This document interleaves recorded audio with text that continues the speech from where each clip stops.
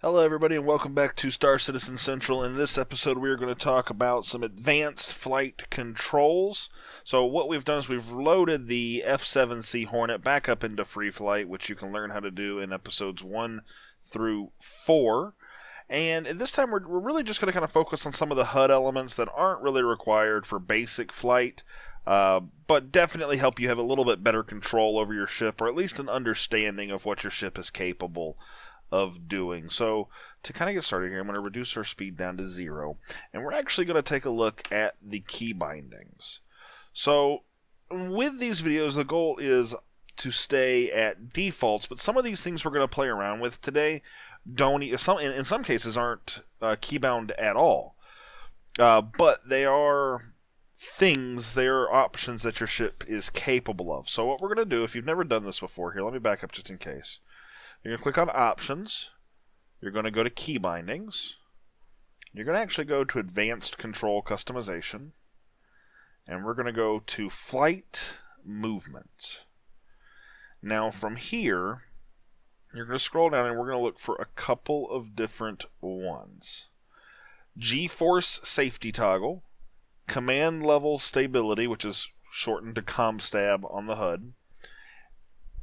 ESP. Okay, now these are going to change the way you fly, so I recommend giving them 2 modifiers. So for what I use for Gsafe, I use left alt, left control, and X.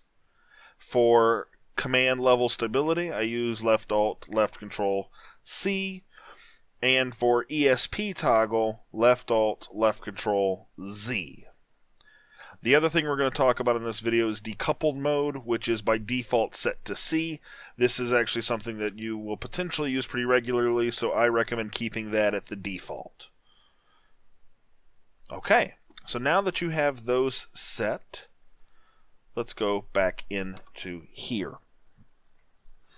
So if you recall from the last time we talked about the HUD, over on the right-hand side, down in the bottom corner, we've got a few things. Coupled, Gsafe, ComSTAB, and ESP. I'll start with coupled or decoupled. So when you're flying in a direction, that's your velocity, okay? That is your direction plus speed is your velocity. So if you want to look around, your main thrusters are going to adjust which way you're flying. Well, what if you don't want to do that? What if you want to point your nose behind you while you're flying this velocity?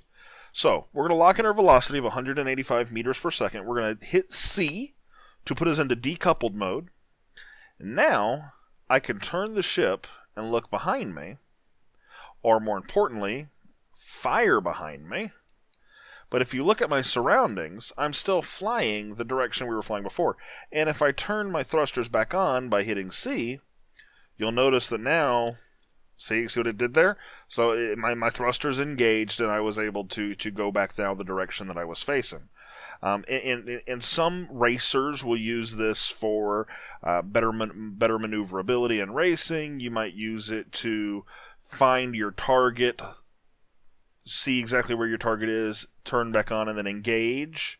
There's a few different ways of doing it. If someone is on your tail, you could flip around behind you and shoot at them.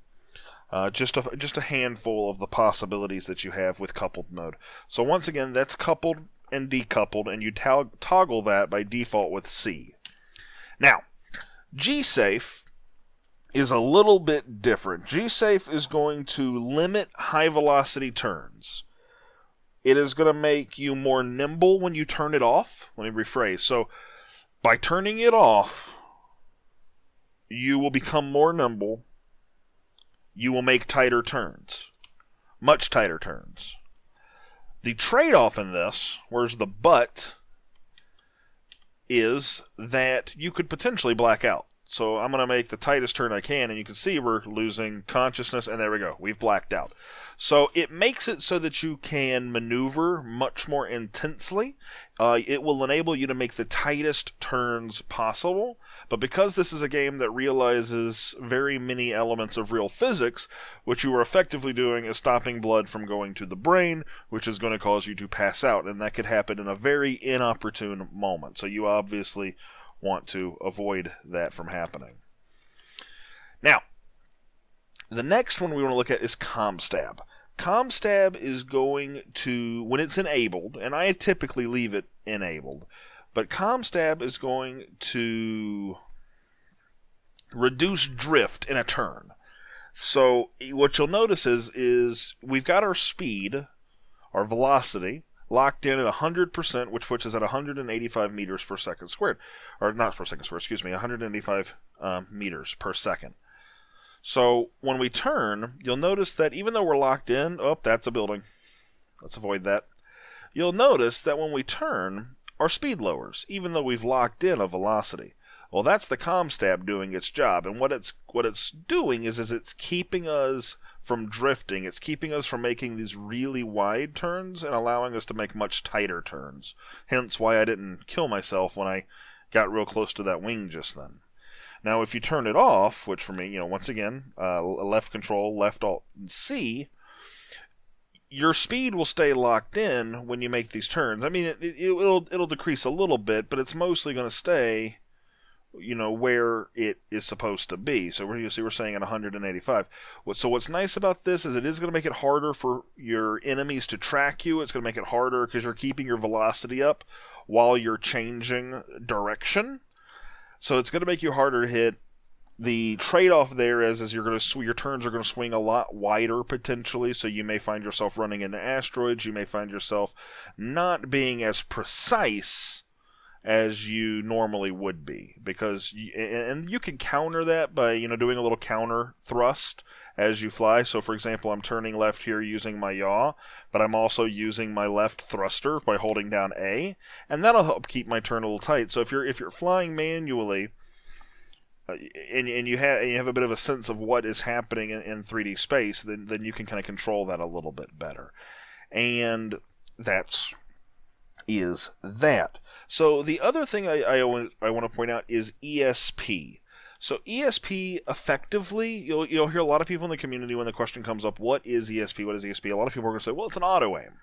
Well, that is, to a bit, it's accurate, but it's also very much an oversimplification of what is happening. So if you think of the game from a real life standpoint, your ship has its own onboard computer. And when you have a target locked, it's going to assist you in getting a bead on that target and actually hitting it with your cannons.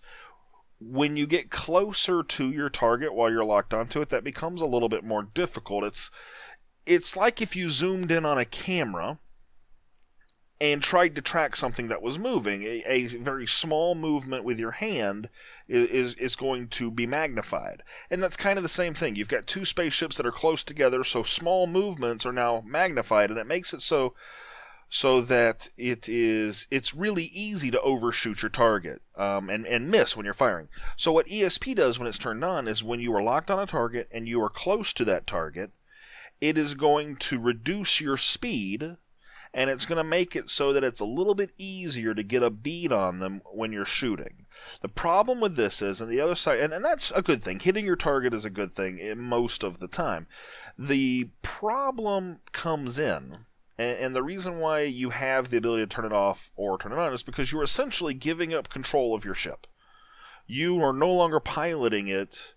That's not a fair way to say that, but you are being assisted in piloting it, as opposed to your stick actually having full power over it. So, like I said, it is a bit of an auto aim. It is the game's computer. It is your ship's computer, if we're looking at it from inside of lore, helping you to better hit your target, but you are giving up some control in the process, and you may or may not want to do that. So that is it for the items on the HUD in the bottom right hand corner. What I do want to talk about, though, is the HUD elements above that, which are your flares and your